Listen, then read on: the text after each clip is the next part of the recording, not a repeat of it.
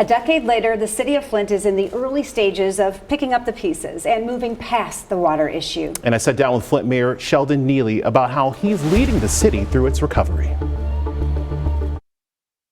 Mayor, it's been 10 years since a lead problem was discovered in the city of Flint. How has the Flint community changed in that time, in that decade? You know, we made forward progress. You know, being one of the first communities in the country to be able to experience such a tragic engagement with lead.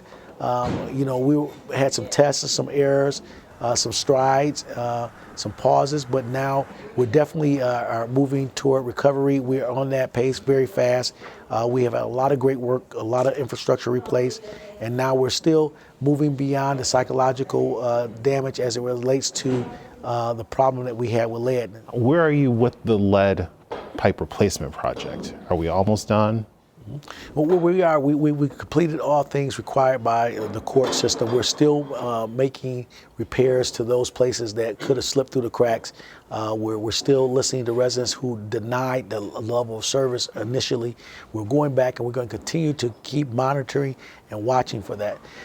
In the city of Flint, one thing we do know is the most tested, the most monitored system in the state of Michigan. We're still providing samples to the state of Michigan and also EPA, our environmental protection agencies. We know that we are under scrutiny as it relates to testing to make sure we can monitor our system. And so we know that we're testing in acceptable levels by our environmental protection agencies. But once again, I reiterate, there's no amount of lead in water that's safe. We want people to continue to filter the water.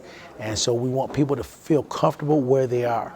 And so do the things that's necessary for you and your family to make you feel comfortable and your family members feel comfortable as it relates to drinking this water inside the city of Flint. Because here you had a city that was in crisis, and years later, we've got construction, we've got new businesses. What was the formula for that? Well, the mantra was prayer, planning, and partnership. You know, we prayed over this issue, and I'm not afraid to say that I'm a praying man. We prayed over it, and then we planned for our success. These things that's happening now in the city of Flint are intentional. These are premeditated. We planned for our success to be able to have new construction, new investment, more than $2 billion in one calendar year, more investments to still come.